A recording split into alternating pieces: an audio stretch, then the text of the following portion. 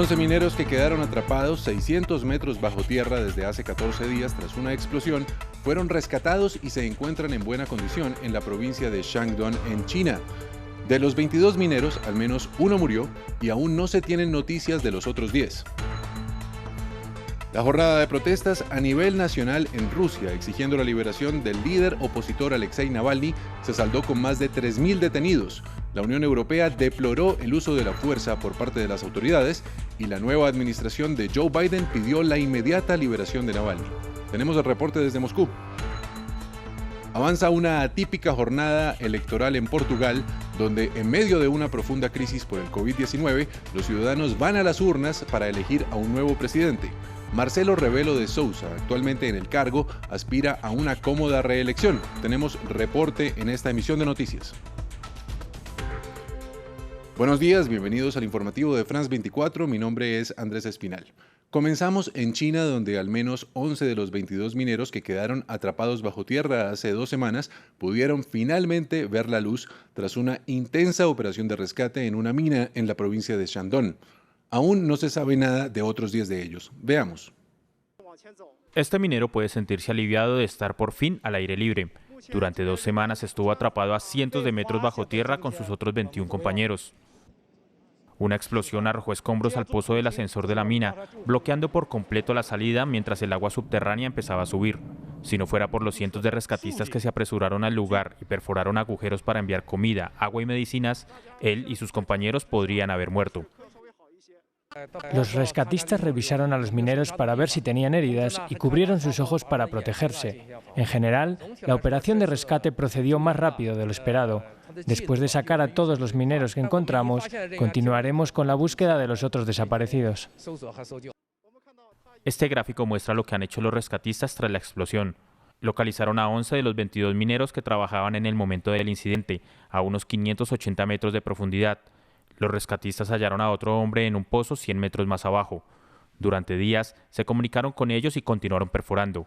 Mientras descendían para buscarlo, encontraron a otro minero varado con el que no habían estado en contacto. En estas imágenes se ve que el hombre ni siquiera puede ponerse en pie. Primero nos encargamos del caso más crítico. Este es el principio en el rescate de accidentes mineros. Entonces priorizamos los casos de condiciones físicas y psicológicas más delicados. Los rescatistas tienen pocas esperanzas para otros 10 mineros de los que no han tenido noticias desde la explosión. Los accidentes son comunes en las minas de China porque las regulaciones de seguridad no siempre se hacen cumplir. Aún así, el número total de muertes ha disminuido en los últimos años a medida que las autoridades aumentan la supervisión.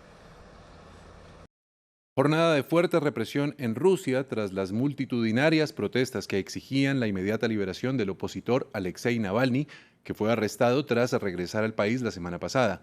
La policía detuvo a más de 3.000 personas en el país. El Kremlin acusó a Estados Unidos de una supuesta injerencia en los asuntos domésticos rusos. Desde Moscú, nuestro corresponsal Xavier Colás con los detalles. Rusia ha vivido una histórica jornada de protestas y a estas horas, según las organizaciones de derechos humanos, la cifra de detenidos en todo el país supera los 3.000. También hay heridos, manifestantes y también agentes, puesto que la brutalidad que vimos ayer en las protestas, por ejemplo aquí en Moscú, no la veíamos desde hacía mucho tiempo. También contemplamos escenas poco habituales como ciudadanos rodeando y atacando a los agentes, en este caso con bolas de nieve en medio de la calle. Tanto estaba centrada la manifestación y las movilizaciones de ayer en la figura de Navalny que aquí en Moscú, cuando acabaron las protestas, algunos grupos de manifestantes marcharon hasta la prisión de Matrioshka Tishina, donde está preso Alexei Navalny. Está allí a la espera de que un juicio decida el próximo 2 de febrero si tiene que cumplir una nueva condena de cárcel. Pasamos a Venezuela, donde el presidente Nicolás Maduro aseguró que aspira a unas nuevas relaciones con Estados Unidos ahora que Joe Biden está en el poder. Tras unas tensas relaciones con el expresidente Trump, Maduro pidió a Washington voltear la página y se declaró listo para emprender un nuevo camino con el presidente estadounidense entrante. Sin embargo, Antony Blinken, nominado por Joe Biden para el cargo de secretario de Estado, dijo que el líder de la Casa Blanca planea seguir reconociendo a Juan Guaidó como líder legítimo del país suramericano. Escuchemos a Nicolás Maduro. esta Venezuela del siglo XXI, bolivariana y revolucionaria, está dispuesta a pasar la página y a construir nuevos caminos de respeto, diálogo y comunicación diplomática con el gobierno de Joe Biden sobre la base del respeto mutuo, el diálogo, la comunicación y el entendimiento en temas de interés mutuo. Y vamos ahora a Portugal, donde se desarrolla una jornada electoral que definirá al nuevo presidente en medio de una profunda crisis por el COVID-19. Votar es el único motivo por el cual los ciudadanos tienen permitido salir de sus hogares, aparte de los desplazamientos esenciales por motivos laborales. Modificar la fecha de los comicios habría implicado hacer cambios a la constitución del país. Según las encuestas, Marcelo Rebelo de Sousa, actualmente en el cargo, obtendría cómodamente la reelección. Sus contrincantes, Ana Gómez, de izquierda, y André Ventura, de ultraderecha, obtienen entre un 13.5 a 14.5% y un 10 a 12.5% respectivamente en la intención de voto. Desde un centro de votación en Cascais, en el área metropolitana de Lisboa, conectamos con nuestra corresponsal Daniela Zambrano. Daniela, buenos días. Cuéntenos cómo avanza la jornada electoral y, a pesar de que las encuestas auguran una victoria cómoda para Marcelo Rebelo de Sousa, ¿existe la posibilidad de una segunda vuelta? Hola, ¿qué tal? Esto es uno de los principales centros de votación en Cascais y pese a lo que decían todos los sondeos de una abstención cercana al 60%, pues se ha visto totalmente lo contrario, una afluencia de votantes en prácticamente todos los centros de votación, tanto en el centro como en el interior del país, incluso también en Madeira. Me permito mostrar las imágenes, las filas de las personas a la espera para ejercer el derecho al voto. Esta ha sido una constante, es bastante rápido el proceso, las personas guardan distanciamiento. Sin embargo, tardan entre 15 y 20 minutos en poder ejercer su derecho al voto. También todas las encuestas apuntan, como lo decías, a que Marcelo Rebelo de Sousa gane la reelección. Sin embargo, para esto tendrá que obtener el 50% de los votos. De lo contrario, si ningún candidato lo obtiene, habrá una segunda vuelta el próximo 14 de febrero. Básicamente en todo el país se han registrado unas elecciones en calma y con alta afluencia. Sin embargo, ha habido algunas incidencias. Por ejemplo, en uno de los centros de votación en Aveiro, un grupo de personas protestó para cerrar un centro de votación porque en esas freguesías hacen falta médicos y consideran un irrespeto que haya elecciones, pero no haya atención suficiente en los hospitales. Muy bien, Daniela, y estas elecciones se producen a pesar de que el país está gravemente afectado por la pandemia de COVID-19. ¿Qué medidas se han tomado para garantizar la seguridad de los votantes? Y cuéntenos cuál es la situación general en Portugal.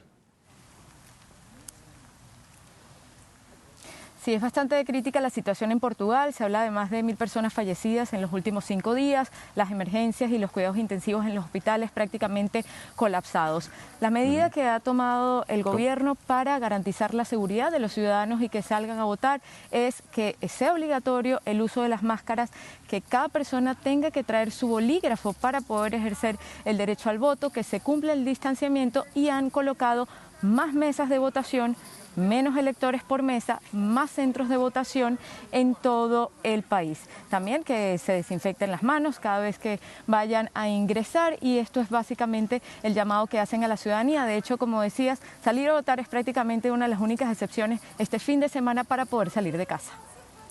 Muchas gracias, Daniela, por el completo reporte. Pasamos a las noticias relacionadas con el COVID-19 en América Latina.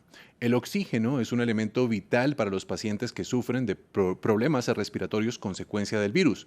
En países como México, la escasez de tanques de oxígeno y el aumento de hasta en 4 veces su precio está agravando la situación de muchas personas que viven apenas con un salario mínimo y tienen familiares enfermos. Andrea Amaya nos cuenta la historia. 5 horas de fila para 1 hora de oxígeno.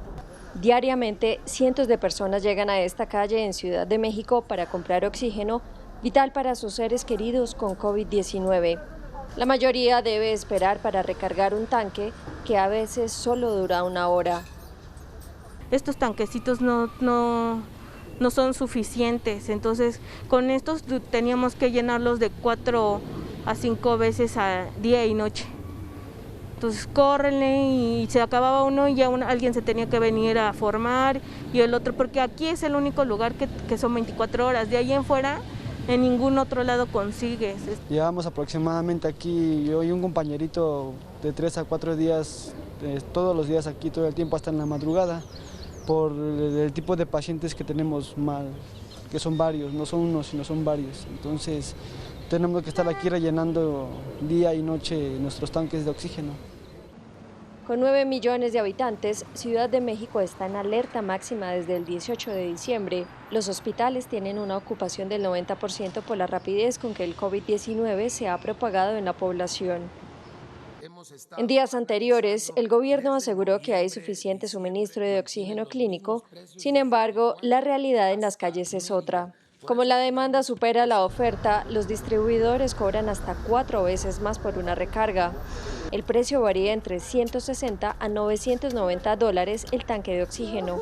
A esto se suman los precios en el mercado ilegal, que se abastece con tanques robados en empresas u hospitales y que venden a precios exorbitantes.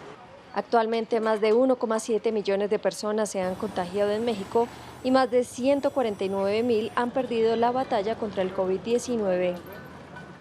Avanzan las campañas de vacunación en los países de la Unión Europea, donde se han registrado retrasos en las entregas de las dosis de Pfizer y el laboratorio AstraZeneca comunicó demoras por problemas de producción. Francia, un país que ha recibido críticas por un proceso de inoculación lento, ya superó el 1 millón de vacunados. Sin embargo, muchos centros han tenido que cerrar sus puertas debido a la falta del fármaco. Abrir para volver a cerrar en solo 4 días. Este centro de vacunación en un suburbio del centro de París se quedó sin vacunas, así que todas las citas pendientes tuvieron que suspenderse. Esperamos que no se nos fuerce hasta junio. En otro centro, el de Meaux, a 1 hora al norte de París, se repite la misma historia. 200 citas tuvieron que ser reprogramadas porque no había vacunas.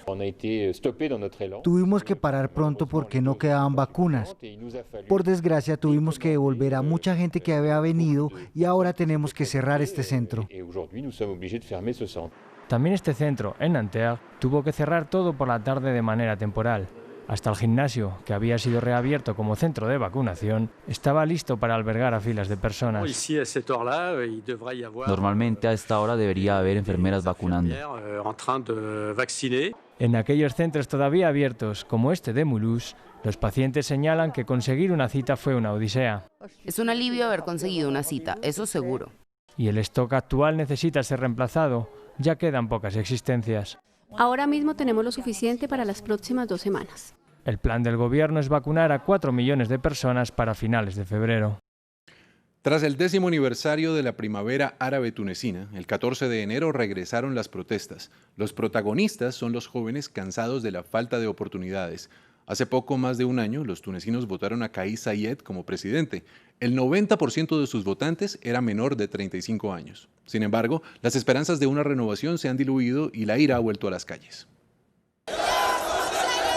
Ni policía ni islamistas, el pueblo quiere revolución. Es uno de los gritos en Túnez. 10 años después de la primavera árabe, la crisis es aún peor. También la represión. 1.200 jóvenes entre 15 y 25 años han sido detenidos desde el 14 de enero. Si sales a protestar, morirás. Si vas a la escuela, morirás. En este país, todo lo que hagas estará condenándote a muerte. Siempre hay represión policial. Este sábado se repitió el patrón de las últimas semanas en Túnez, la capital, y en otras ciudades del país.